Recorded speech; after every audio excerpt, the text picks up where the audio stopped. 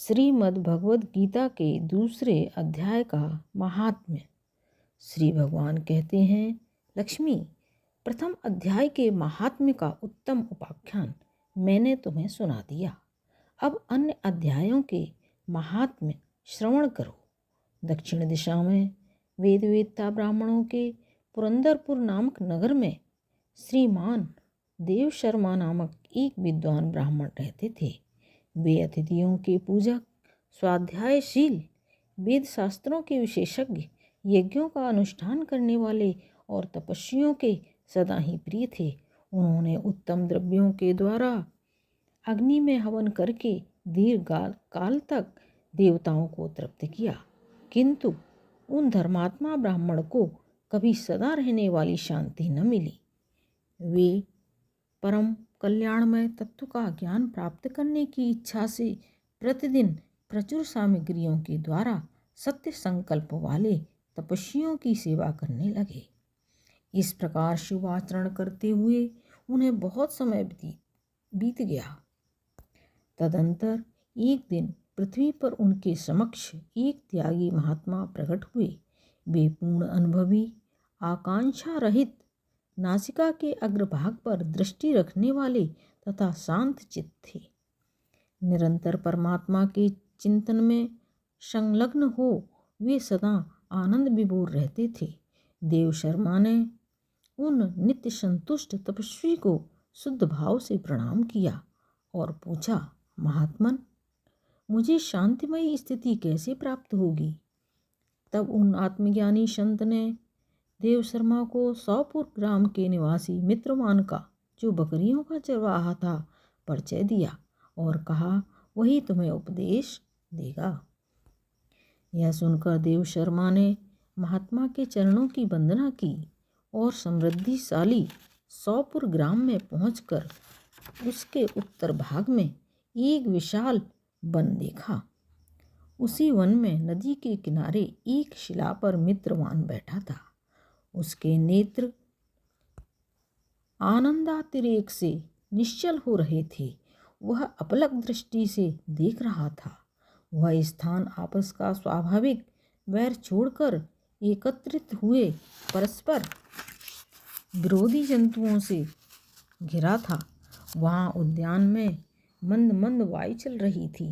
मृगों के झुंड शांत भाव से बैठे थे और मित्रवान दया से भरी हुई आनंदमयी मनोहारिणी दृष्टि से पृथ्वी पर मानो अमृत छिड़क रहा था। इस रूप में उसे देखकर देव शर्मा का मन प्रसन्न हो गया। वे उत्सुक होकर बड़ी विनय के साथ मित्रवान के पास गए। मित्रवान ने भी अपने मस्तक को किंचित नवाकर देव शर्मा का सत्कार किया। तदंतर विद्वान देव शर्मा अनन्य चित्त से मित्रवान के समीप गए और जब उसके ध्यान का समय समाप्त हो गया, उस समय उन्होंने अपने मन की बात पूछी। महाभाग, मैं आत्मा का ज्ञान प्राप्त करना चाहता हूँ। मेरी इस मनोरथ की पूर्ति के लिए मुझे किसी ऐसे उपाय का उपदेश कीजिए जिसके द्वारा सिद्धि प्राप्त हो चुकी हो। देव शर्मा की बात सुनकर मित्रवान ने एक क्षण तक कुछ विचार किया। उसके बाद इस प्रकार कहा, विद्वन, एक समय की बात है। मैं वन के भीतर बकरियों की रक्षा कर रहा था। इतने में ही एक भयंकर व्याघ्र पर मेरी दृष्टि पड़ी, जो मानो सबको ग्रस लेना चाहता था। मैं मृत्यु से डरता था, इसलिए व्याघ्र को आते देख बकरियों के झुंड को आगे करके वहाँ से भाग चला। किंतु एक बकरी तुरंत ही सारा भय छोड़कर नदी के किनारे उस बाग के पास बेरोक टोक चली गई। फिर तो व्याघ्र भी द्वेष छोड़कर चुपचाप खड़ा हो गया। उसे इस अवस्था में देखकर बकरी बोली, व्याघ्र, तुम्हें तो अविष्ट भोजन प्राप्त हुआ है। मेरे शरीर से मांस निकालकर प्रेम पूर्वक खाओ न। तुम इतनी देर से खड़े क्यों हो? तुम्हारे मन में मुझे खाने का विचार क्यों नहीं हो रहा है? व्याघ्र बोला, बकरी, इस स्थान पर आते ही मेरे मन से द्वेष का भाव निकल गया। भूख प्यास भी मिट गई, इसलिए पास आने पर भी अब मैं तुझे खाना नहीं चाहता। व्याघ्र के यूं कहने पर बकरी बोली, न जाने मैं कैसे निर्भय हो गई हूँ। इसमें क्या कारण हो सकता है? यदि तुम जानते हो तो बताओ। यह सुनकर व्याघ्र ने कहा, मैं भी नहीं जानता। चलो सामने खड़े हुए इन महापुरुष से पूछें। ऐसा निश्चय करके वे दोनों वहाँ से चल दिए। उन दोनों के स्वभाव में यह विचित्र परिवर्तन देखकर मैं बहुत विस्मय में पड़ा था। इतने में ही उन्होंने मुझसे ही आकर प्रश्न किया। वहाँ वृक्ष की शाखा पर एक बानर राज था। उन दोनों के साथ मैंने भी बानर राज से पूछा। विप्रवर, मेरे पूछने पर बानर राज ने आदरपूर्वक कहा, अजापाल सुनो, इस विषय में मैं तुम्हें प्राचीन वृतांत सुनाता हूँ। यह सामने वन के भीतर जो बहुत बड़ा मंदिर है उसकी ओर देखो। इसमें ब्रह्मा जी का स्थापित किया हुआ एक शिवलिंग है। पूर्व काल में यहाँ सुकर्मा नामक एक बुद्धिमान महात्मा रहते थे, जो तपस्या में संलग्न होकर इस मंदिर में उपासना करते थे। वे वन में से फूलों का संग्रह कर लाते और नदी के जल से पूजनीय भगवान शंकर को स्नान कराकर उन्हीं से उनकी पूजा किया करते थे। इस प्रकार आराधना का कार्य करते हुए सुकर्मा यहाँ निवास करते थे। बहुत समय के बाद उनके समीप किसी अतिथि का आगमन हुआ।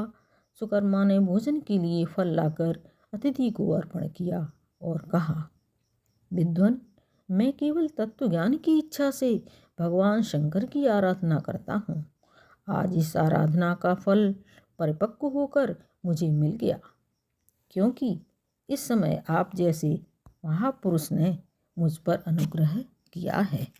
सुकर्मा के ये मधुर वचन सुनकर तपस्या के धनी महात्मा अतिथि को बड़ी प्रसन्नता हुई। उन्होंने एक शिलाखंड पर गीता का दूसरा अध्याय लिख दिया और ब्राह्मण को उसके पाठ एवं अभ्यास के लिए आज्ञा देते हुए कहा, ब्राह्मण, इससे तुम्हारा आत्मज्ञान संबंधी मनोरथ अपने आप सफल हो जाएगा। यूँ कहकर वे बुद्धिमान तपस्वी सुकर्मा के सामने ही उनके देखते देखते अंतर्ध्यान हो गए। सुकर्मा विस्मित होकर उनके आदेश के अनुसार निरंतर गीता के द्वितीय अध्याय का अभ्यास करने लगे। तदनंतर दीर्घकाल के पश्चात अंतःकरण शुद्ध होकर उन्हें आत्मज्ञान की प्राप्ति हुई। फिर वे जहाँ जहाँ गए वहाँ का तपोवन शांत हो गया। उनमें शीत उष्ण और राग द्वेष आदि की बाधाएं दूर हो गईं। इतना ही नहीं, उन स्थानों में भूख प्यास का कष्ट भी जाता रहा तथा भय का सर्वथा अभाव हो गया। यह सब द्वितीय अध्याय का जप करने वाले सुकर्मा ब्राह्मण की तपस्या का ही प्रभाव समझो। मित्रमान कहता है, बानर राज के यूँ कहने पर मैं प्रसन्नतापूर्वक बकरी और बाघ के साथ उस मंदिर की ओर गया। वहाँ जाकर शिलाखंड पर लिखे हुए गीता के द्वितीय अध्याय को मैंने देखा और पढ़ा। उसी की आवृत्ति करने से मैंने तपस्या का पार पा लिया है।